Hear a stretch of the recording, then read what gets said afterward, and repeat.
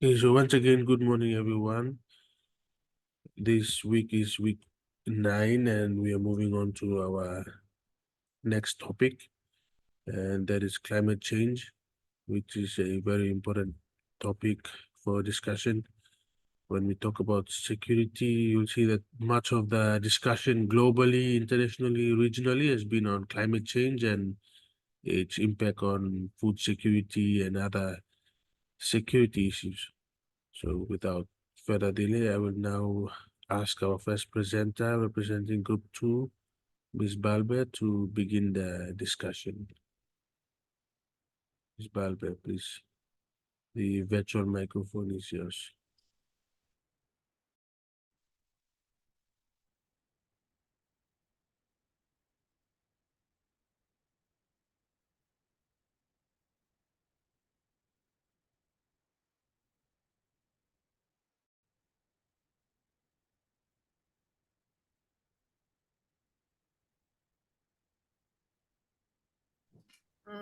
Apology, Mr. Valerie has to fix her speaker first. Okay, no worries. Thank you, Deborah. We'll move on to the next person on the list. That's Adele. After Adele, we will listen to Tanisha while we give time to Valerie. Adele, please go ahead. Thank you, Mr. Yura. Good morning to you and the class. So I will be representing Group 3, and our question is, what led PNG's divergence from AOSIS in 2009 as outlined by Manoa?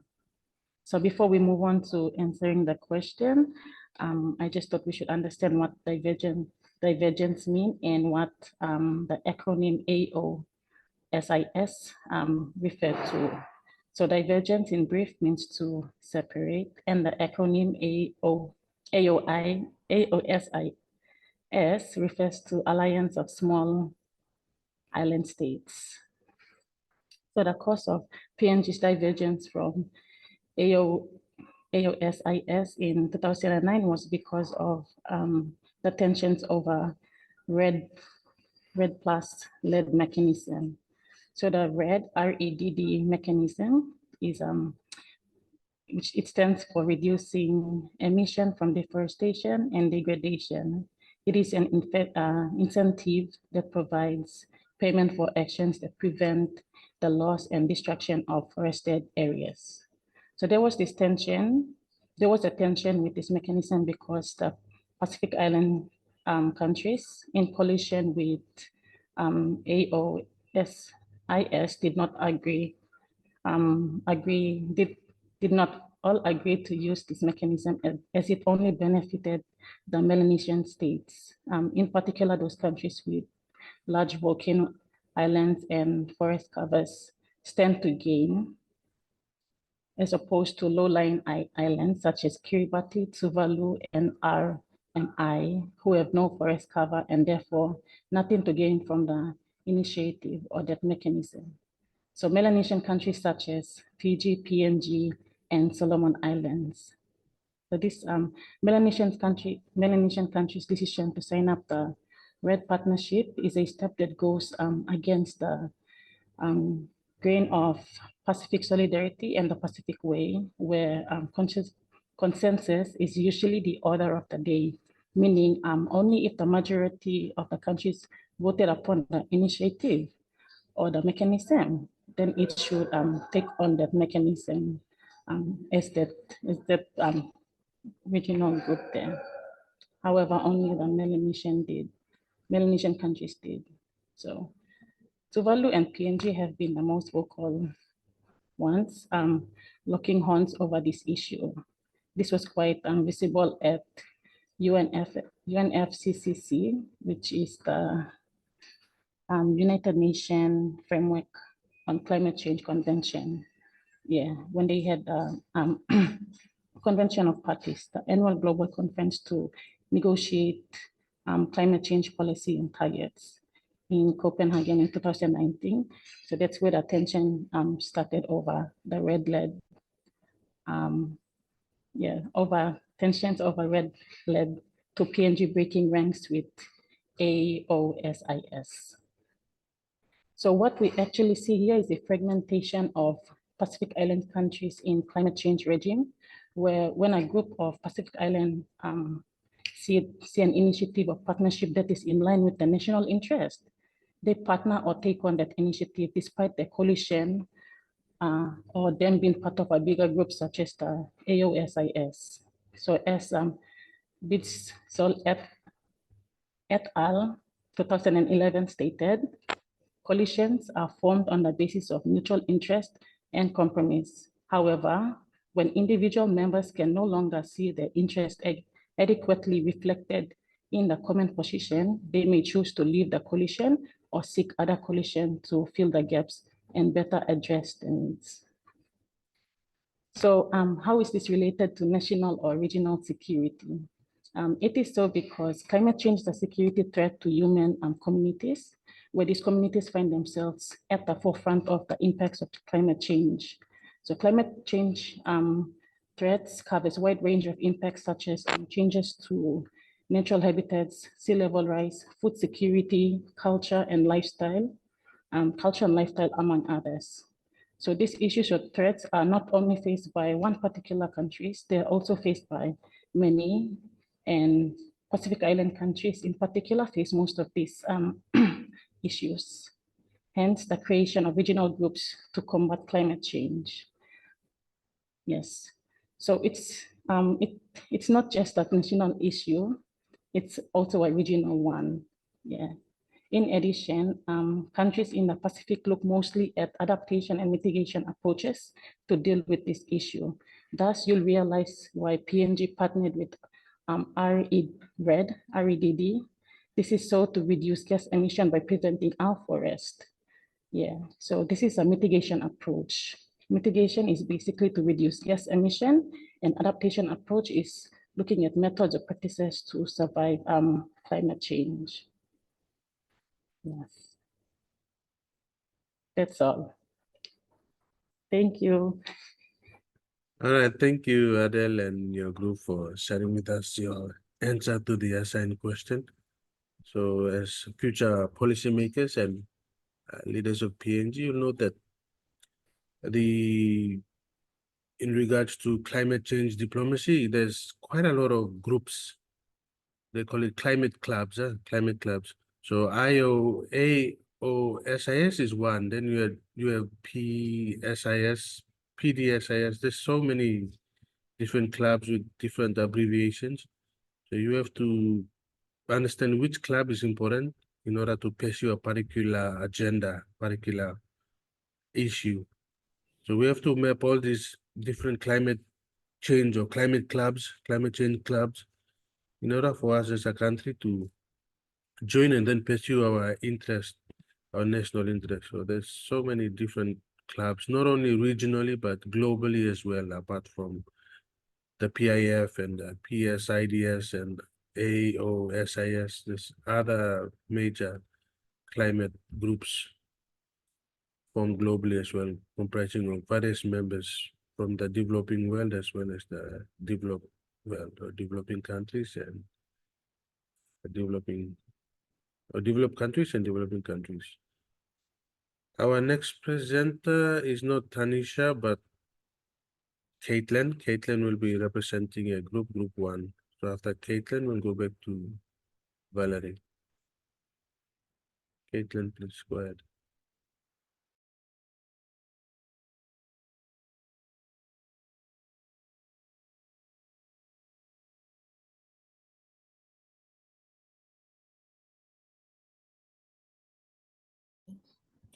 Hello.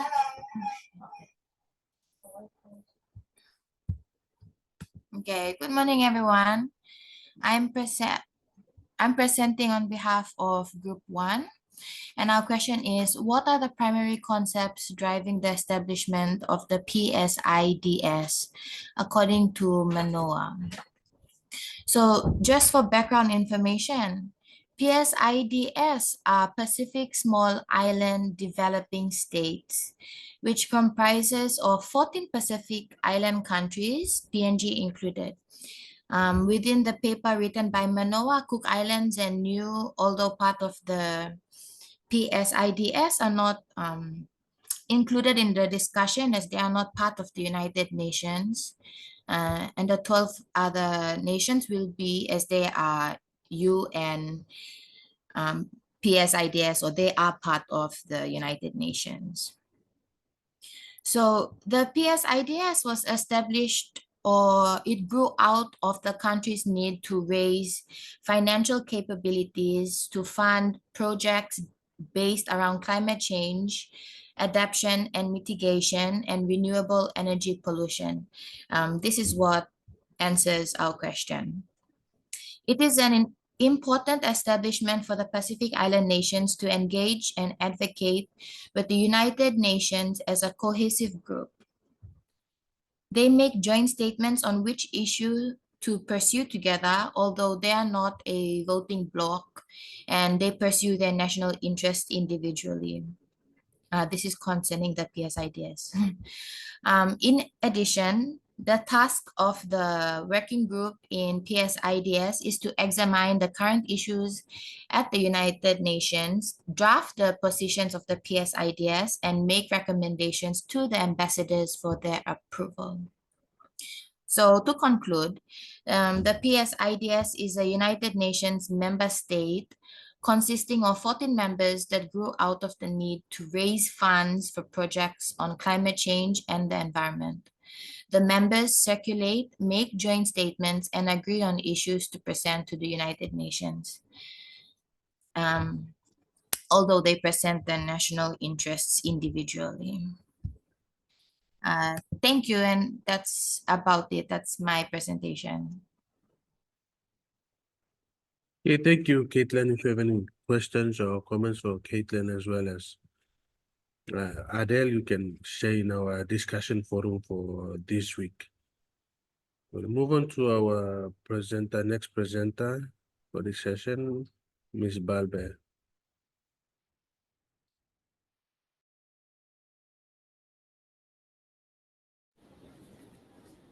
You know. Yeah. Okay. Okay, thank you.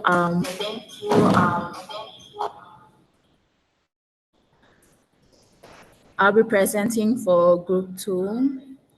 So according to Manoa, how did the PSIDS gain momentum and ultimately suppress the PIF?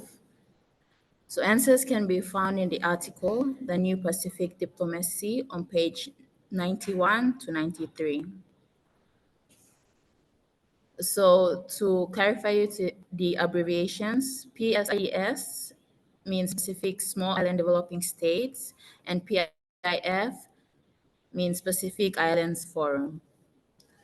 Now to answer our question. According to Manoa, how did the Pacific Small Island Developing States gain momentum and ultimately suppress the Pacific Islands Forum? Based on our reading, and as according to Manoa, Pacific Small Island Developing States became more important than the Pacific Islands Forum for organizing Pacific Island countries at the United Nations because of 3 factors. 1, they had different interests from Australia and New Zealand. 2, they needed to work together out of necessity. And 3, Fiji was suppressed from the PIF. Differing interests with Australia and New Zealand. Pacific Island countries felt marginalized within the Pacific Islands Forum due to the dominance of Australia and New Zealand. They believed their voices were overshadowed and their interests not adequately addressed, especially on critical issues like climate change. Eventually, this led to the formation of the Pacific Small Island Developing States to ensure their voices were heard on the global stage, particularly at the United Nations. Necessity. Limited manpower and resources at individual Pacific Island missions to the UN made it challenging to cover all relevant meetings and issues. PSIDS diplomats found strength in collective action facilities, notes, and strategies to effectively represent their interests at the UN. The forming of regional group memberships within the UN, placing Pacific Island countries in the PSIDS's group within the Asia-Pacific group further emphasized the necessity for coordinated efforts. And lastly, Fiji's suppression from the Pacific Islands Forum. Fiji's suppression from the PIF in 2009 prompted the need for Pacific Island countries to find alternative avenues for engagement, leading to increased importance of the PSIDS. PSIDS's provided a space for Pacific Island countries to engage with Fiji despite its suppression from the PIF, fostering a sense of solidarity and shared interests. Fiji's suspension acted as a catalyst for increased cooperation and action within the PS, leading to its recognition as a separate entity from the PSIDS, gained momentum and ultimately suppressed the PIF by addressing the marginalization of Pacific Island countries within the PIF, recognizing the necessity for collective action due to limited resources, and leveraging Fiji's suspension from the PIF to strengthen solidarity and cooperation within the PSIDS. Through these efforts, the PSIDS became a more effective platform for representing Pacific Island interests at the UN and other global forums. Thank you, and that's the end of our presentation. Hey, thank you, Valerie, and your group for a very interesting answer. I don't know about all of you, but if you look at it, Fiji is punching beyond its weight. Huh? I'm not trying to compare us with Fiji and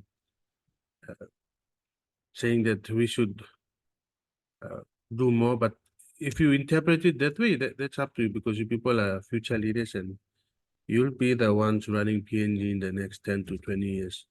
But the point I'm trying to make is that Fiji is very influential in regional politics when it comes to climate change. And from my own observation, I think, PNG is the biggest country, the biggest island country with biggest rainforest cover. We have a very big ocean boundary that is more than Fiji's ocean boundary if you measure it, or look at the measurement or the area. So we technically should be the country leading the Pacific, small island Pacific states, to voice concerns about climate change issues, but we're not doing that. The Fijians are 10 steps ahead of us. They're more coordinated, they're more organized, their bureaucrats and political leaders are sharp, and they're able to critically analyze all these different issues and then put it together and present the country's position on climate change issues. So that's a challenge to you, future leaders, you future Papua New Guinean bureaucrats and leaders, to really observe what Fiji is doing, analyze what they're doing, and then try to position PNG in a more, better position compared to where we are now today. We are, basically affected by internal politics, and there's a lot of things that are not happening. Some of you have reviewed the policies and you highlighted the fact that we are not implementing policies strictly, and we're not following our policies in order to see tangible outcomes. So this is one big problem in PNG at the moment, policy implementation. We have all these really nice fancy policies and very good laws, but we're not enforcing the laws, and we're not implementing the policies in order to help our country progress. So regionally, we can compete with Fiji on a level playing field, but at the moment, if you look at it, Fiji is kicking our asses. Just sorry for the informal talk, but just talk picture as well. Fiji is doing well in terms of forming regional groups and influencing other small Pacific states, and like I'm saying that we should be the one that should dominate the region in the absence of New Zealand and Australia. So that's a challenge to all of you future leaders and bureaucrats, policymakers, and politicians. So when you're in power, then you can have a look at this and try to be more sharp in the way you analyze things, and then be big on implementation of policy and enforcement of laws. That's the take-home message here. Okay, with that, any representatives from the other four groups who are ready to present today, or if not, then we'll end our session for today, and I'll give you time to go make your comments and ask your questions to the three presenters who are presented. Groups 3, 4, 5, 6, 7. Nogata, Friday. So we can meet on Friday from 9 to 10 and 9 o'clock to 10 o'clock and listen to representatives from the 3 or 4 groups that I yet to present. Group 4 to 7. Okay. And just before we go, I'm still waiting for ICT, Department of ICT, DICT, for the response. Some talk survey. All of you should have your marks in your grade book for the first policy review.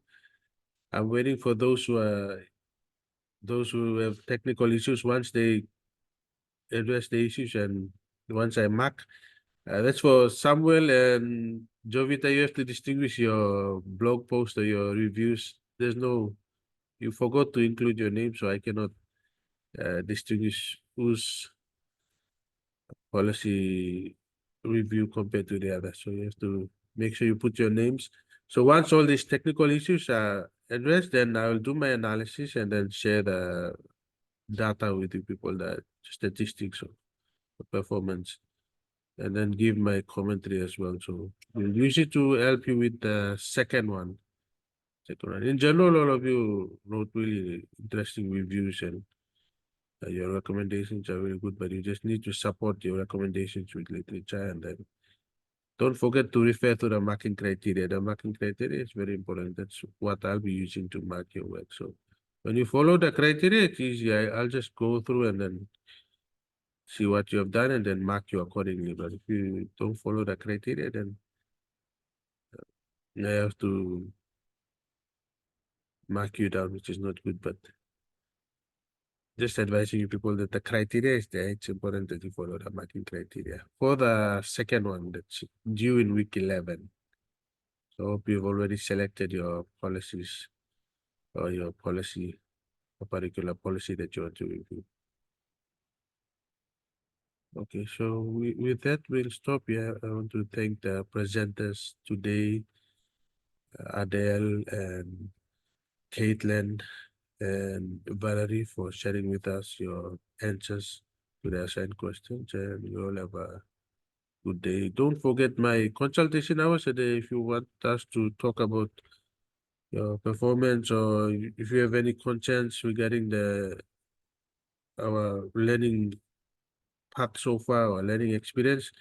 Let me know so I can set up a Zoom meeting for us to have a one-on-one session and talk about the unit and your performance. The unit, the academic stuff, not me giving you advice about relationship and friendship and all that. Just to be clear that you know that one session will be on academic matters only. Okay, that's all. You all have a good day and thank you for joining us in this meeting, and I'll see you again on Friday. I'll create a meeting link. It will be from 9 o'clock to 10 o'clock for the other 4 groups to present. All right, you all have a good day and hope you're counting down.